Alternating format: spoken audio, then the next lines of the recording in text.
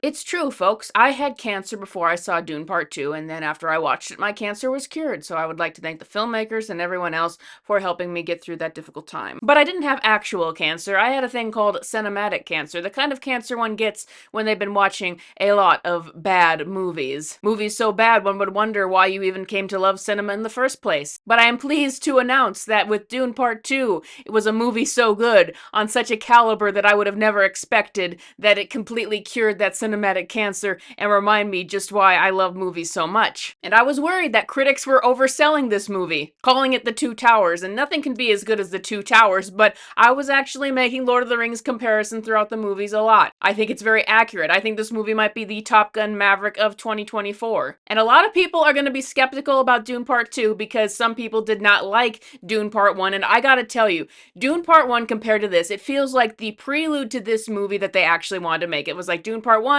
just sort of setting the stage, getting that out of the way so they could actually make Dune Part 2, which they threw everything at. The first thing that really drew me into this film was the cinematography, the production design, all of that. The movie opens on an eclipse, and it is such a great use of color and composition. It just drew me into this world and the culture of this world of Arrakis, aka Dune. The world building is just so key to this, and also with the Lord of the Rings comparisons, because in Hollywood we used to get these films of such a scale that were like expeditions, and you would traverse the world and get to see this whole new universe. That was what Lord of the Rings was like. To some degree, these are like what the epics like Braveheart used to be, and those are kinds of movies that I thought we would never see again, because Hollywood just likes to throw CGI at anything. And yes, there's CGI in this movie, but they do everything with a purpose. They make everything feel so real. And as you pick up on this film and get to see these characters that we were introduced to in the last film,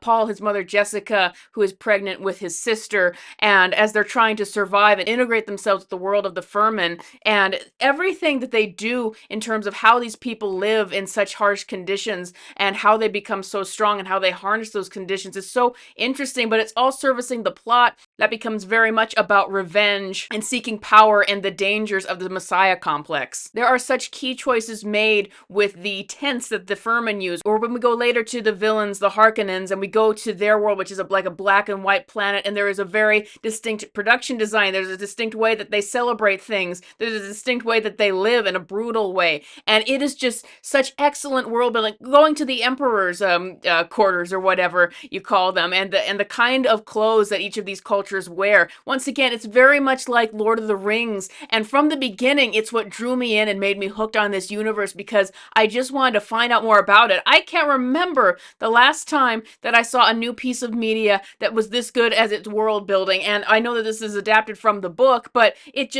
adapts it all very well. But what also reminded me of Lord of the Rings is how this film is structured. And usually, films take the three-act structure because it's the most simple. This one didn't. It had the confidence not to, and I really enjoyed that, because it meant, as someone who didn't finish the other half of the Dune book, it meant that I never knew what was coming, and the way it would introduce different characters in different worlds was all very much for its own individual narrative needs, and it meant that you could have, like, the first half be all about the Furman and Paul and his mother, and trying to build him up as this messiah so that these people will follow him, but then you can cut away and have like 20 minutes dedicated to the villain Fade Routha and his culture, and what this and how the contrast of how the Furman live and how the Harkonnens live, and just after you spent so much time with this one group of people that you've come to care about, now you see the stark contrast to that, and it was just so amazing. This feels like an epic in every sense of the word, and it always lets you feel the stakes. And Dune, a lot of people say, and it is very, very true, Star Wars was based off of Dune. So this is the story of someone who starts out as a boy, and as he progresses, he falls in love with somebody, but then he needs to defeat an evil emperor, but he becomes consumed by his need for power. And I just gotta say, the acting in this film, from Timothée Chalamet transforming to this boyish character into this dictator, this very threatening character, I was absolutely in awe, especially since I saw Wonka recently, and Timothée Chalamet as Willy Wonka singing Pure Imagination. I wasn't really into the movie, but he did a good job at the character he was playing, but it's such a stark contrast to see him go from Willy Wonka to essentially Anakin Skywalker right before he becomes, right after he becomes Darth Vader, right before he gets the mask. That's what he felt like in this movie. The best scene in the entire movie was when Paul Atreides movies finally takes the water of life and becomes this all-seeing character, and the change in him and how Timothée Chalamet seamlessly becomes this dark, intimidating character. That was absolutely incredible. And what the speech that he gives and the way that he demonstrates his power to these people, you all feel that. It all just feels so intense. It was just, oh my goodness, it was amazing. But also his counterpart, his nemesis in this movie, Fade Routha, played by Austin Butler. Austin Butler is quickly becoming one of my favorite actors working right now.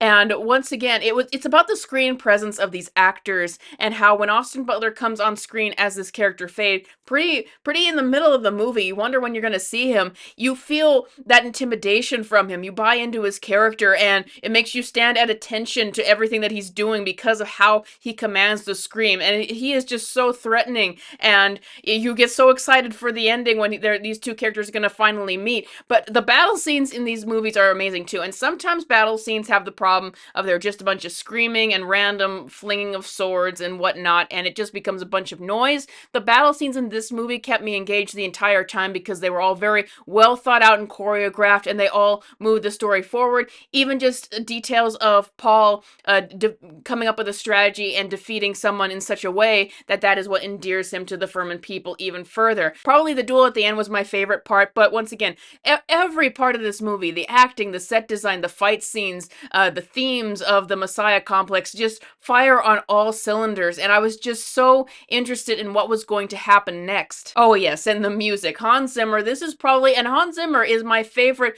person to ever score a movie, but his score for Dune is just so memorable. I just love how dramatic it is at the right times. And now I'm rambling, but Rebecca Ferguson, amazing as Lady Jessica, who becomes a Reverend Mother, such a powerful character. This is a movie where there are not a lot of characters you can root for because it's all about the downfall of these people and the corruption of politics. Once again, very much like the Star Wars prequels. Everyone says the Star Wars ripped off Dune, but it's just such an interesting cautionary tale of how these people become corrupted by power and how these people become corrupted by their own faith, and their own hopes even corrupt them into believing into this sort of false messiah. And you can just tell that everyone who worked on this film really, really cared about it. They cared about the quality of it. And it was a really long movie, but it was one of those movies where I didn't want it to end. Most movies I watch, I'm like, when is this going to be over? When is this going to be over? This one, I didn't want it to be over because I knew that there was always something more that they could do. And I just had such a grand, immersive experience through the entire thing. This is sci-fi on such a detail and thoughtful level that we just do not see anymore. Now, were there any flaws with the film? I have two flaws, but they were less flaws with the film and only things that are flaws if you're familiar with the original story. And once again, I read half the book and I couldn't get to the end, but I know what happens. So, spoilers from here if you don't want to hear it. But in the book, Paul's sister Aaliyah becomes a Reverend Mother in the womb because her mother had to go through that ritual, and she gets born and ends up killing the Baron in the book, and with a Gom Jabbar, and it's very much poetic justice, especially because in the book, I don't know if I can say the word on YouTube, but let's just say the Baron had bad inclinations towards children, so it was very poetic to have a child character kill the Baron. But not only do they not have that, they don't have Paul's sister become born throughout the movie. She just stays as a fetus who talks to them the entire time. But also the Baron as a villain, they just kind of let fall out. They made him kind of pathetic, and he wasn't in it very much. They pinned everything on Fade, and so it was kind of anticlimactic when he finally does die. It's like you're not hating this character so much because they've kind of already made him pathetic. And then the other thing I had a problem with is I don't know how I feel about what they did with Chani's character, played by Zendaya.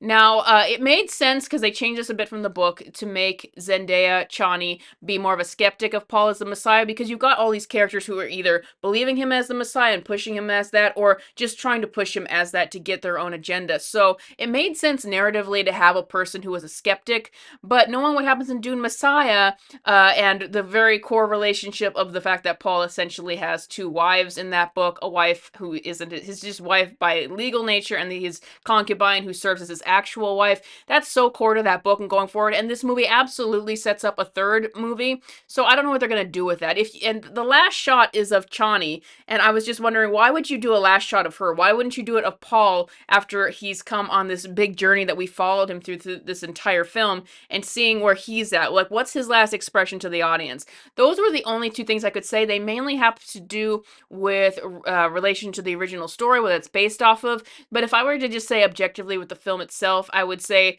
only problem I would have is the person that they chose to end the shot on and the final end the film on.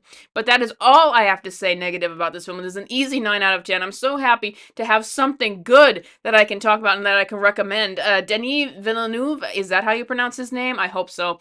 But he's just done such great films, and I think along with Nolan, he's one of the last great filmmakers, one of the last people who knows how to do this. And so I'm just so happy for that. This movie, I think, could easily get to $1 billion. We'll see. Sometimes we oversell it. Not every movie has to get to $1 billion, but it is going to do so well. I would 100% recommend you watch it. I'm going to see it who knows how many times myself. And thank you guys all for watching, and I will see you guys next time.